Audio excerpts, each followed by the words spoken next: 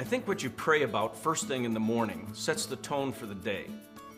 And I have this little discipline where I kind of roll out of bed and make sure that my knees hit the floor first so that my feet aren't like activistically running through the day before I quiet myself before God.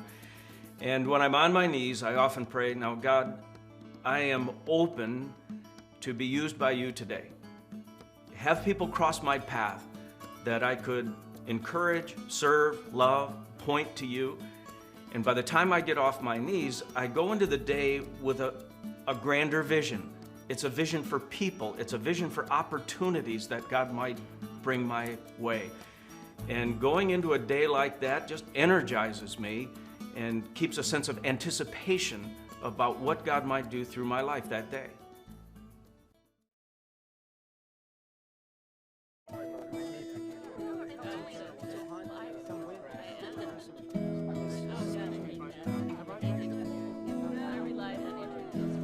There's a passage in Luke chapter 5 where a guy came to hear Jesus talk, and his name is Levi or Matthew, same guy.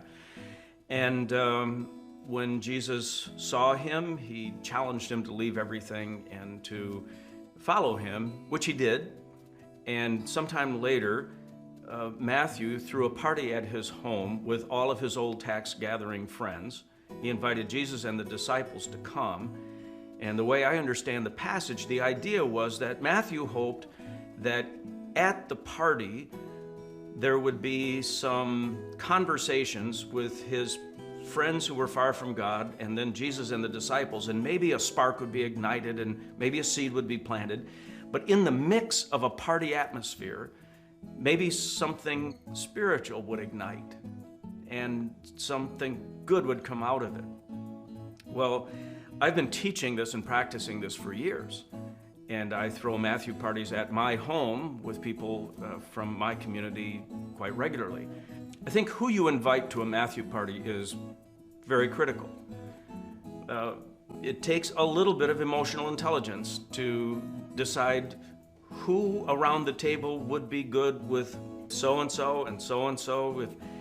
If you live on a cul-de-sac, it might be that 4 out of the 8 homes around the wider cul-de-sac are filled with the kinds of people who would better be together with each other than necessarily inviting the whole cul-de-sac. You have to just think through life stage, age, life experience, and figure out, all right, who would probably do well together and enjoy meeting each other. And who you invite on the Christ follower side is even more important. And my general rule of thumb is you need to have a 3-to-1 or a 5-to-1 ratio of people far from God to the Christians. The Christians always need to be outnumbered in the group, because if the balance ever goes the other way, then the folks who are apart from faith start to go, oh, wait a minute, we got a gang tackle going here. I think for the average Christ follower, if you want to get in the game, if you want to see your evangelistic energies released, throw a Matthew party. I was sitting on the rail of a sailboat in a sailboat race and getting to know this new crew that we had put together for our racing team. And when the guy next to me on the rail said that his name was Jim Glass, I laughed and I said, well, I went to school, 20-some years ago, 25 years ago, with a Jim Glass in Kalamazoo, Michigan. And he said, what's your name? And I told him my name, and we kind of rediscovered each other 25 years later. He asked me what I did for a living, and I told him I was the pastor of a church, and he just shut down immediately. I knew right then that our faith journeys had gone opposite directions. Bill and I were raised very similarly. I know his roots. I lived those roots. I went to school and to chapel every day and twice on Sunday and catechism, and I didn't like it. And I rebelled against it. But it was force-fed. It drove me away from the church. After we were racing together for probably 2 or 3 years, one night on a Friday night, Jim called me and he said, I have these Friday night gatherings at my house. and wonder if you'd like to come. I said, well, what are they?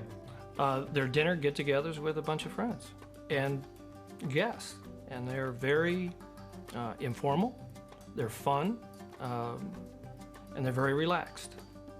And that was the first time that I saw any kind of personal warmth from Jim, any receptivity to me despite the fact that I was a Christian.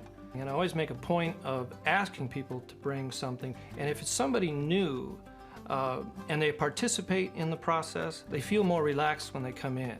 And so I went over to one of these Friday night gatherings, and what a ball these things were. The difference in the kinds of Matthew parties that I throw and in the kind of gatherings that I've been talking about at Jim's house is that these parties were made up exclusively of people far from God, and there was no seed sower in the mix. There was just no one to try to ignite any spiritual conversation, and that's probably the role that God had in mind for me to play. I think there was a certain amount of reluctance of people who were the regulars at the time because now we have a preacher amongst us. The conversation around the table was just raucous. And at the end, everybody pitched in and cleaned everything up, and it seemed sort of like you would experience with an extended family situation.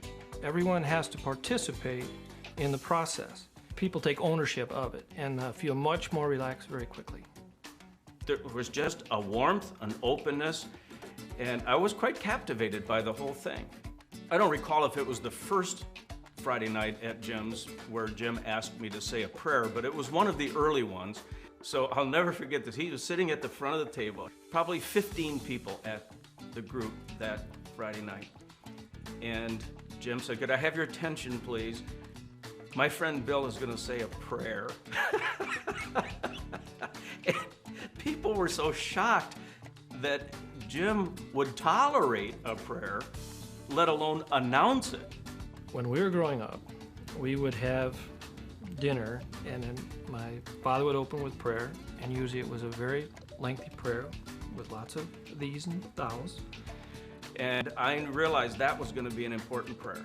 This was a time for me to talk to God conversationally in a way that could maybe enfold the people around the table.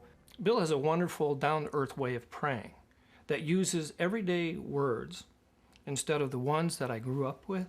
When I said amen, it was totally different feeling around the table. That's what we were missing prior to Bill being part of the group. It has a magical way of being able to guide or start the conversation off in a new way. It's powerful. I remember one night after the prayer, the conversation came to a bit of a lull.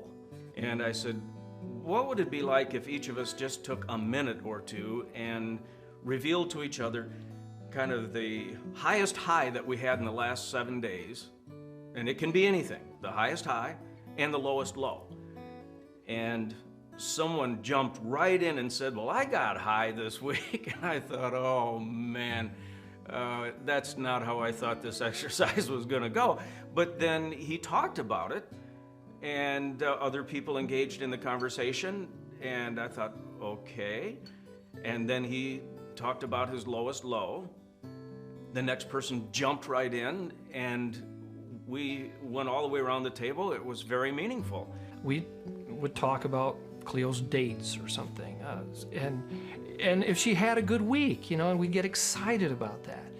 And the following week, after I said the prayer, someone said, are we going to do the highs and lows again? Because I've been thinking about it all week, and I had a couple great things happen. So that became a pattern for a long time, until it wasn't even necessary to do the exercise anymore, because most of the people in the group came to the group looking forward to catching up with each other and quite naturally talking about their highs and lows. Probably 3 or 4 months into this gathering, when I started to attend, there was a woman in the group who had a breakup with a guy that she had been with for 13 years. And I could tell the minute she sat down at the table that night after the prayer that she had something massive on her mind and heart. And when we got to the low, she just unloaded and probably talked for 45 minutes about her heartbreak in this whole thing. The love that was extended to her around that table, this was just, again, a kind of family, raw, we're in it with you, our hearts break for you. And I remember that night thinking, man, this is a special group. With hearts like these, something good is going to happen in this group over time. It's certainly a much more positive message, and one that relates to me much more than the one that I had grown up with. Jim and I have a very interesting friendship, and I came to a point pretty early on where I had to say to God in my private times with him, you know, I'm not going to turn Jim into a project. We have developed a friendship where I trust him. One night after Jim had experienced kind of a disappointment in his life, I spent some time on the boat with him after the other guys left.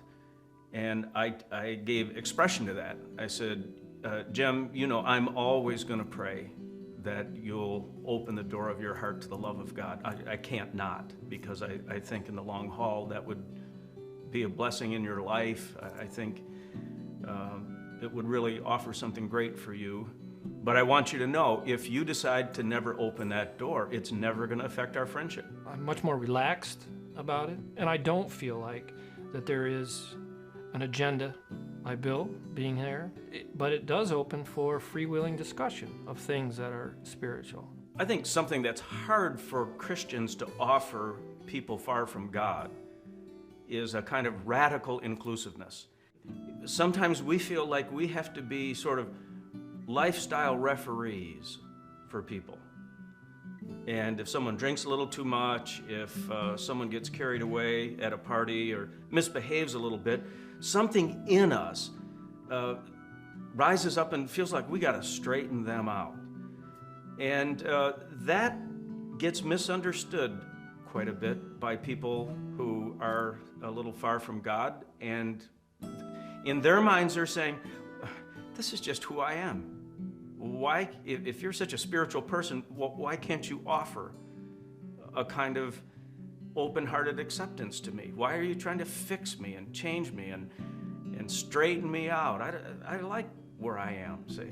My deal is I will err on the side of radical acceptance as opposed to the refereeing thing. And I'll stand accountable before God someday.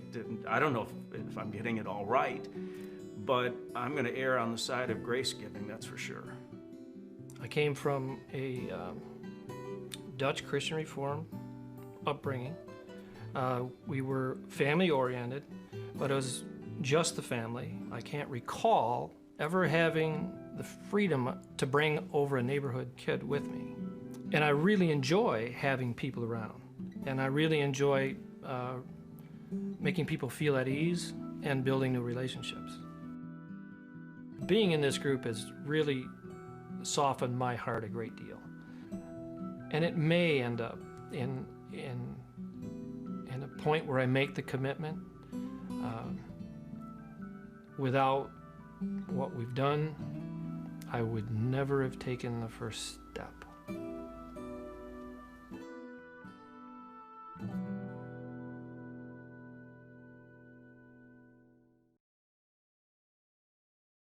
I've been trying to point people to faith for pretty much my whole adult life. And when someone says the door is closed and I'm never going to open it, I never take never as an answer. I go, never just means no for now. And people quite often are just one devastation away, one business reversal away, one relational disaster away from having their apple cart so upset that they would consider God afresh. And what I dream of for Christ followers everywhere is that they go to work, they go in the neighborhood, they go to school, they go to the club, wherever they go, that instead of being annoyed by people or put off by people who believe differently and have different lifestyles, just imagine what their life would be like if God were at the center. and let that inspire you to pray toward that end. I'm asked quite frequently, is my inclusiveness or acceptance the same as condoning certain behaviors that are not biblical? The person far from God usually has a hypersensitivity to feeling judged. And when it comes from a professing Christian, it's just like an iron door drops from the ceiling and they go, unsafe. I am not going to open up my heart to you because I don't need to be judged by you. And Jesus was called one time a friend of sinners, and he was called a glutton and a drunkard because he was hanging out with people who behaved that way, and apparently he didn't referee them to the liking of the Pharisees. I think he wore the badge of friend of sinners with a kind of honor. I think that's the spirit of Christ, and I try to figure out, what would Jesus do in this setting? What would Jesus go after in this setting? Jim and I have a very interesting friendship. We came from identical backgrounds, same kind of church, same Christian school. The only difference between where he wound up and where I wound up is that on my journey, I ran into grace, and Jim never did. He only knew the judgment side of the equation. And I was fortunate enough, I'm no better than he is, I was fortunate enough to get shipped off to a summer camp where someone told me about grace. And that changed it for me. And I think that's what Jim is slowly coming to understand after all these years, is there's this mind-blowing thing in the kingdom of God called grace. And when he gets a better picture of that, I think he's going to open his heart to that, and that's going to be quite a day.